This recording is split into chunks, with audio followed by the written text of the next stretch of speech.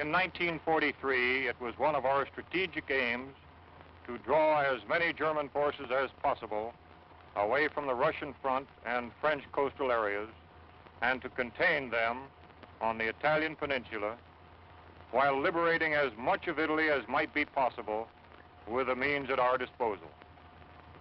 As the bulk of our supplies was directed to England for the forthcoming invasion, operations in Italy had to be conducted on an extremely limited scale.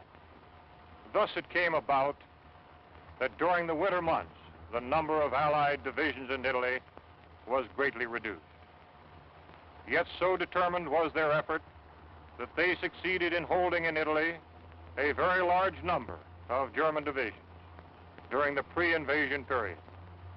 San Pietro in the 5th Army sector was the key to the Liri Valley. We knew it, and the enemy knew it. We had to take it, even though the immediate cost would be high. We took it, and the cost in relation to the later advance was not excessive. By its very nature, this success worked bitter hardships upon each individual soldier, calling for the full measure of his courage and devotion. The response of our 5th Army troops provides an inspiring page in our military history. To these individuals, living and dead, and to those who now continue in their tradition, this picture is dedicated.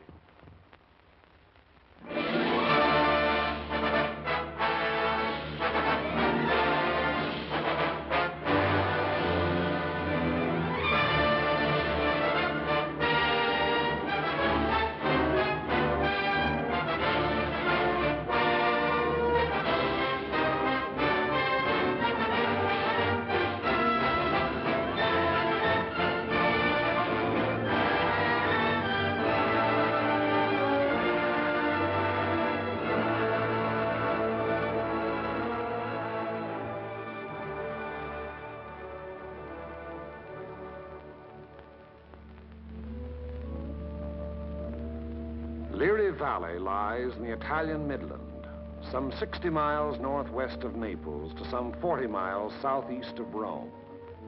A wide, flat corridor enclosed between 4 walls of mountains. In winter, the highest peaks of the Liri Range ascend into the snows, but the valley floor with its olive groves and ancient vines, its crops of wheat and corn, is green the year around. That is, in normal times. Last year was a bad year for grapes and olives, and the fall planting was late. Many fields lay fallow. There are 2 ways from the south into the valley. One, a narrow pass. The other, a high, scenic road over the mountains. They converge before the site of the ancient village of San Pietro, which for 700 years has stood at the threshold of Liri Valley, welcoming the traveler. The stones of its walls were quarried out of the parent hill from whose slopes it rises. Population 1,412 at the last census. A farming community. Patron saint, Peter. Point of interest, St. Peter's, 1438. Note, interesting treatment of chancel.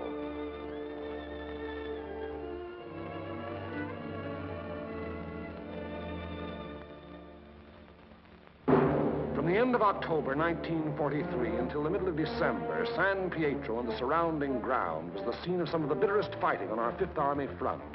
The Italian campaign had entered its second phase, to push forward again after a static period brought on by heavy seasonal rains.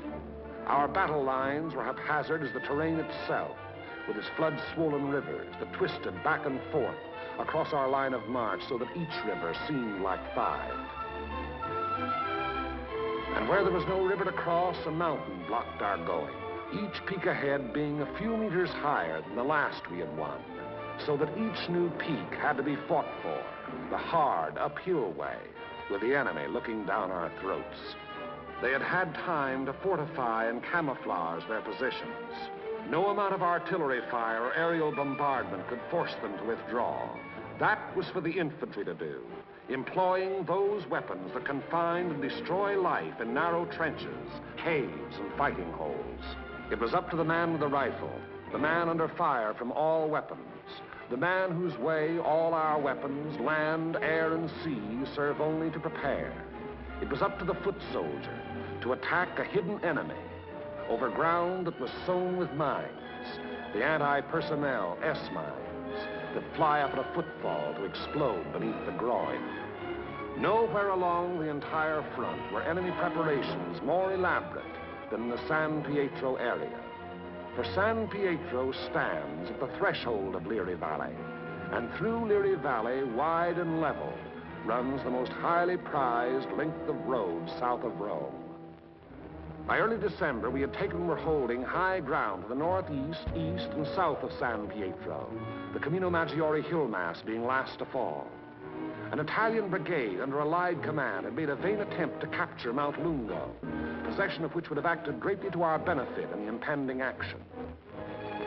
The Italians were all but annihilated. In view of their excessive losses, further operations against Mount Lungo's strategic heights were abandoned. And it was decided to make a direct frontal assault on enemy positions in and around San Pietro. Elements of the 36th Texas Infantry Division were rotated from position to position, overlooking the valley, so the troops might study the terrain ahead from various viewpoints.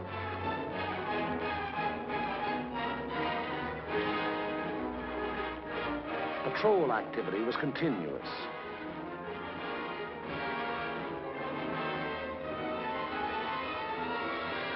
Day and night, units went out to reconnoiter the ground, draw fire, take prisoners, thus adding to the sum of our information about the enemy.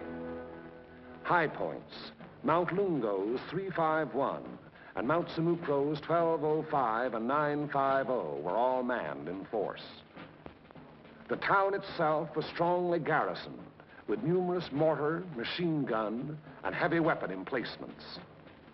4 enemy battalions were dug into a line of connecting trenches and mutually supporting pillboxes in depth that extended from the base of Mount Lungo, northeast across the valley floor to the base of Mount Samucro. Another battalion was organized to defend the high ground northwest of San Pietro. Areas before these positions were heavily mined and held a confusion of barbed wire and booby traps. On the afternoon before, D-Day and H-Hour were communicated to battalion commanders.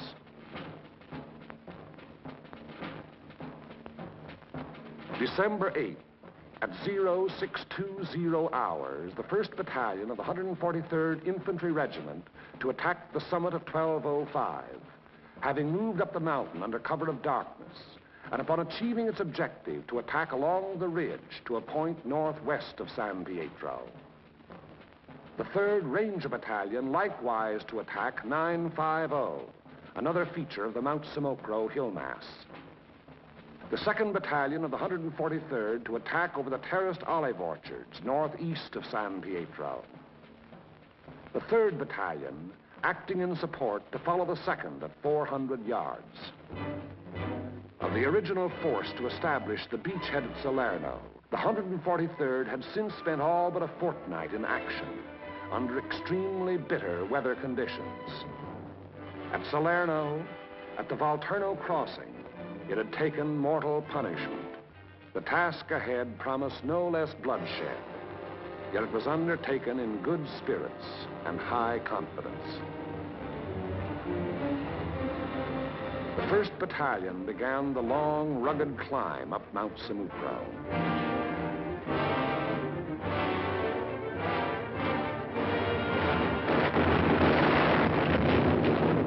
As night fell, our artillery opened up, and throughout the night hours, intense fire was laid down on the enemy's main line of resistance.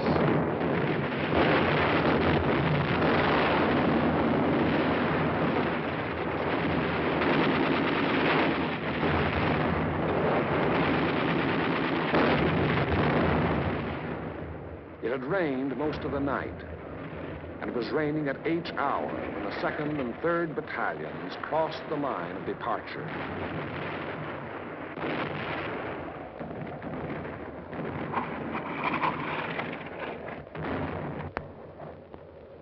Some 200 yards forward, they encountered mines and automatic fire from pillboxes.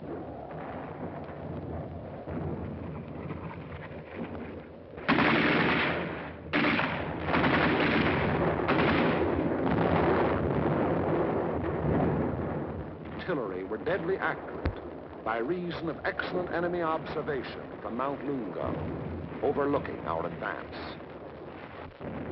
which continued another 200 to 400 yards.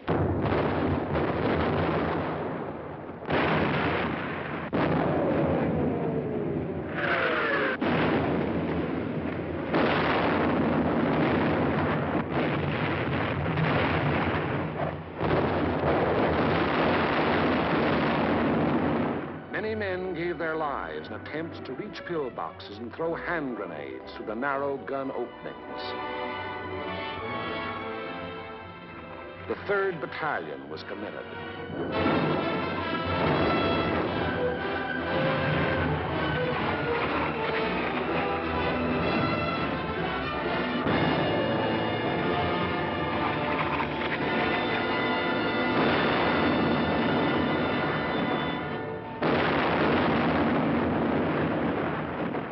But the advance never got more than 600 yards past the line of departure. Our initial assault on San Pietro had been repulsed with heavy casualties.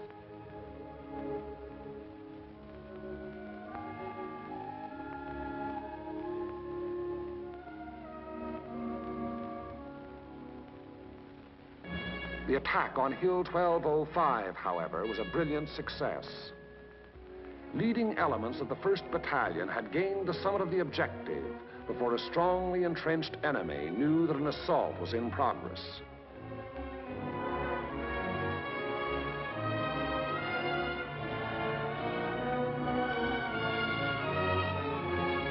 To the right of 1205, the 3rd Ranger Battalion had also captured its objective, but only after successive attacks and costly casualties. For on 950, the enemy was not taken unaware. Counterattacks were to be expected on both 1205 and 950. They were not long developing.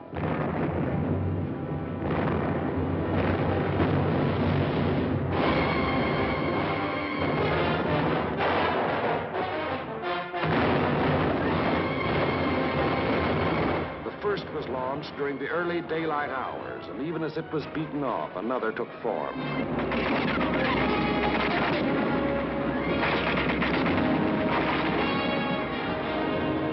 Day and night they followed in unremitting violence.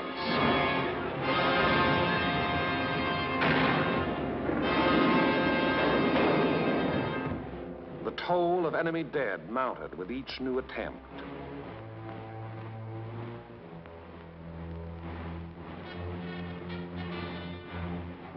But German prisoners captured on 1205 and 950 said they had been ordered to retake those positions at all cost.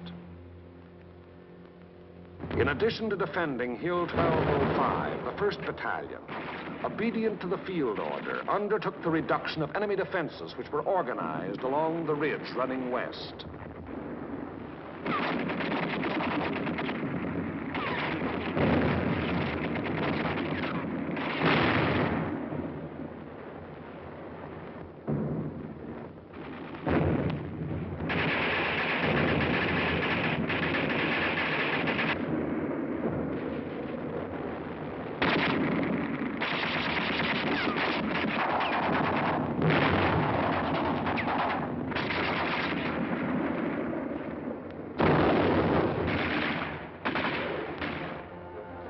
On the 12th of December, the 1st Battalion was reinforced by the 504th Parachute Battalion, which took over and maintained the defenses of 1205 and 950.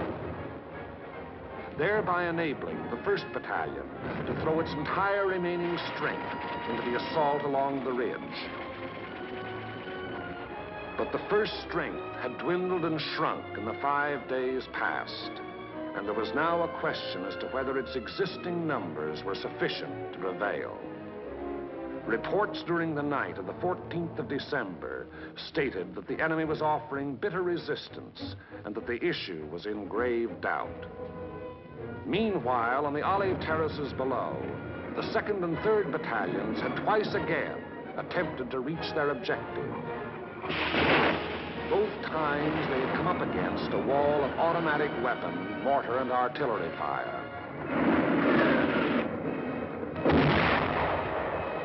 Volunteer patrols made desperate attempts to reach enemy positions and reduce strong points. Not a single member of any such patrol ever came back alive.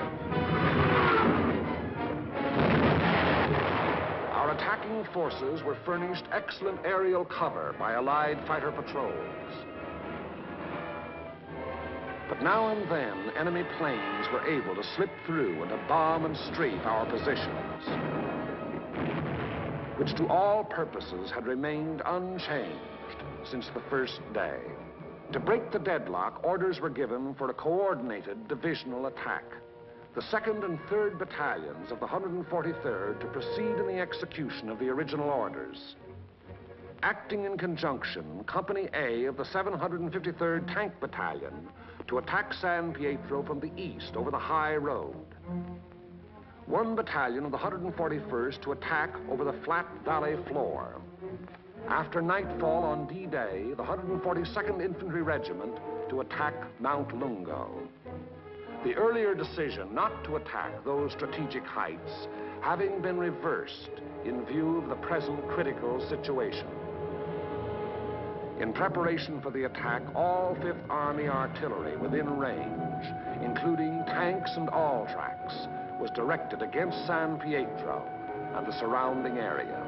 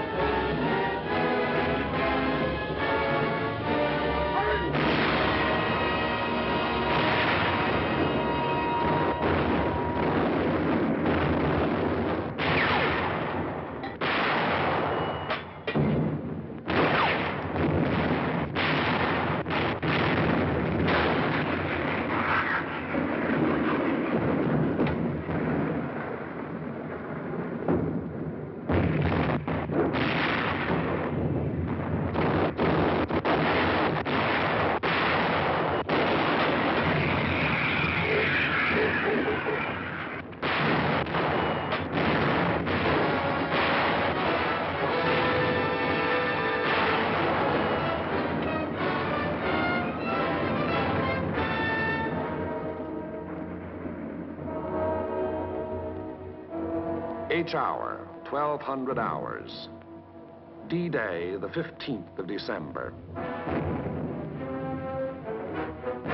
The 141st Infantry advanced some 400 yards from its line of departure, to be borne down and held powerless under the weight of enemy fire. The 2nd and 3rd Battalions of the 143rd advanced some 100 yards beyond their former positions to a point almost directly before forward enemy defenses. And for the 3rd time, they were forced to take such cover as the quaking earth could offer. And the tanks. Orders were for them to enter the town and to locate and destroy the heavy weapons there, which were leveled against our attacking foot soldiers. The high road into San Pietro is a narrow mountain road, and from the beginning of its winding descent in the Liri Valley, it was under direct enemy observation.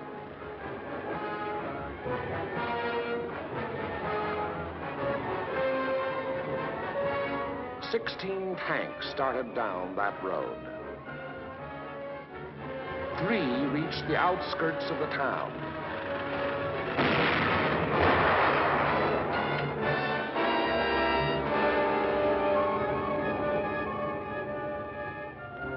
Of these, 2 were destroyed, and 1 was missing.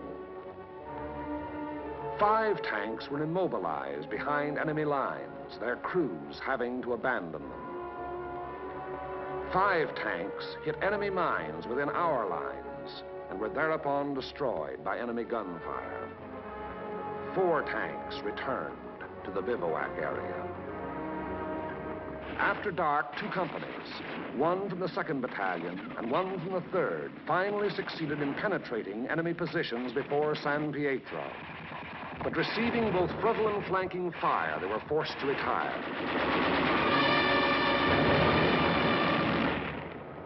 Company E having been reduced in strength to a handful of riflemen, and Company L faring little better.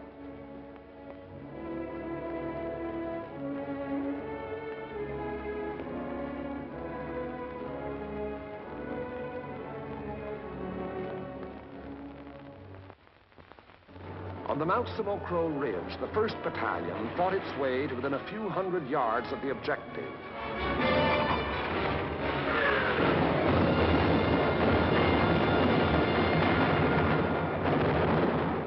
But it had paid for ground gained at the rate of a man a yard, and it did not have strength to carry the fight any further forward. On Mount Lungo, however, despite bitter resistance, battalions of the 142nd, in successive waves, kept pushing upwards. Until, in the early daylight hours of the 16th of December, its foot soldiers had gained the summit and were wiping up what remained of a stubborn enemy.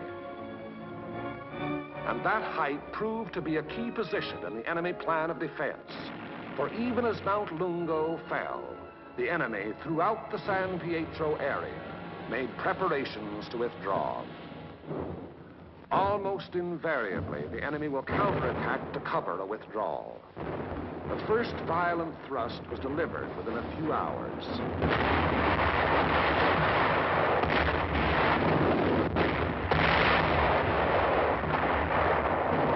And thereafter, counterattacks came in waves, the roar of the last mingling with the rush and fury of the next to break. Many companies lost all their officers. Enlisted men came forward as inspirational leaders to rally their battered companies into resisting yet one more onslaught. Our own artillery was brought to fall within 100 yards of our front line elements. After 5 hours, during which the earth never ceased to tremble, counterattacks ended, indicating that the withdrawal of the enemy's main body had commenced.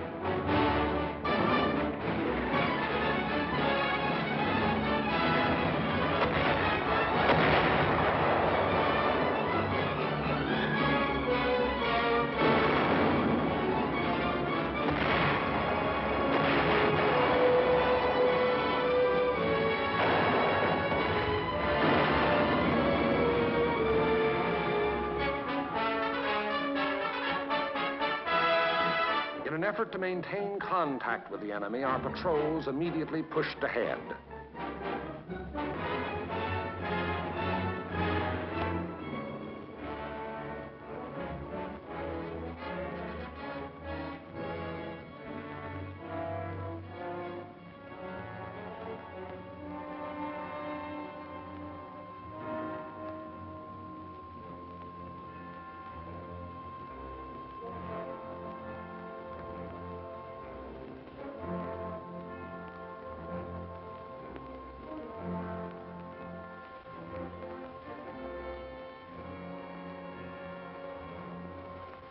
Entering the town, they discovered that San Pietro was ours for the taking.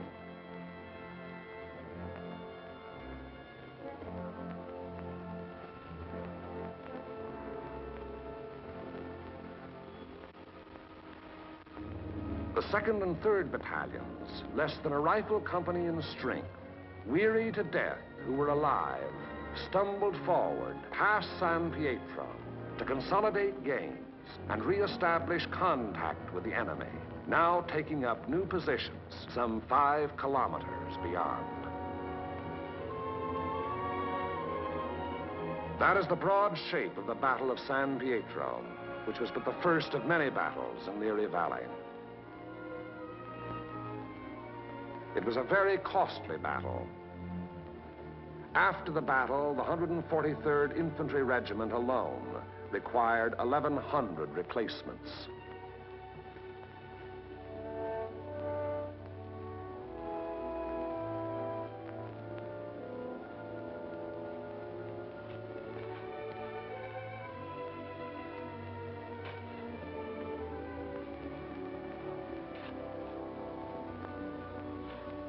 The lives lost were precious lives to their country, to their loved ones, and to the men themselves.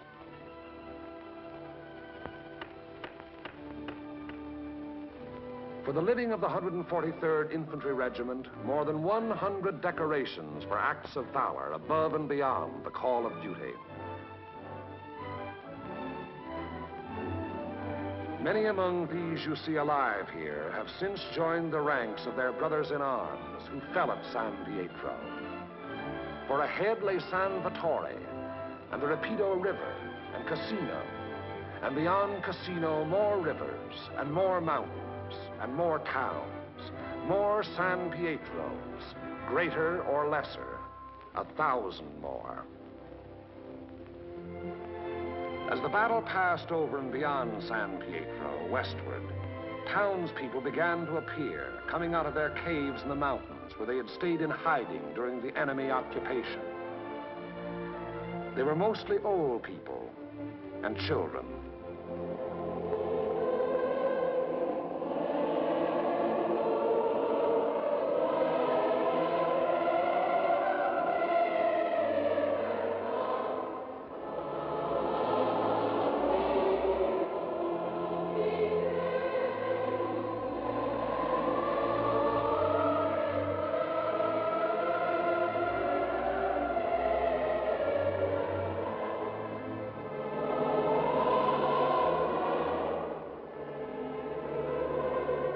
Townspeople were warned against enemy mines and booby traps, which were in the process of being cleared.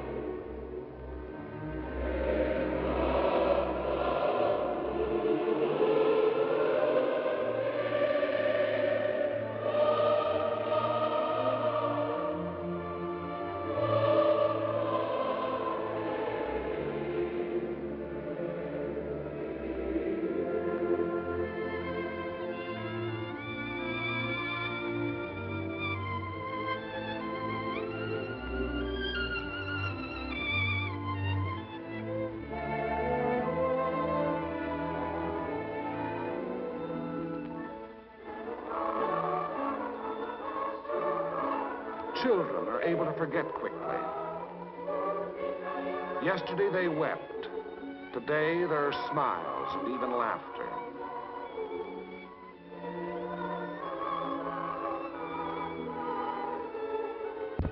Tomorrow it will be as though the bad things had never happened.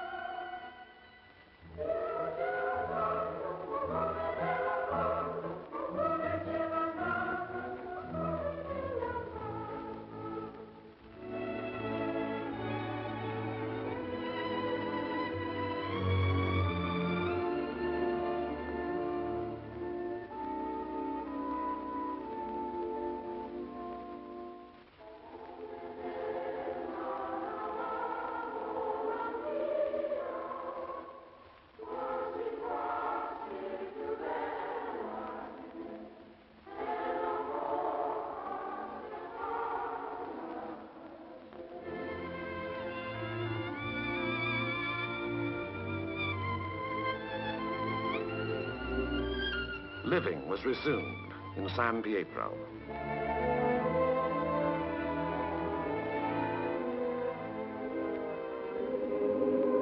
Our Our prime military aim being to engage and defeat the enemy, the capture of the town itself and the liberation of its people is of an incidental nature. But the people in their military innocence look upon us solely as their deliverers. It was to free them and their farmlands that we came.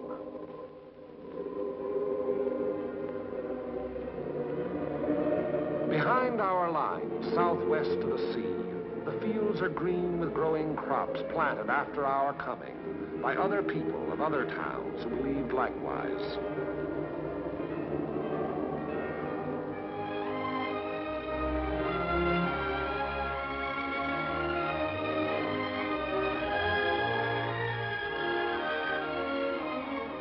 The new won earth at San Pietro was plowed and sown. It should yield a good harvest this year.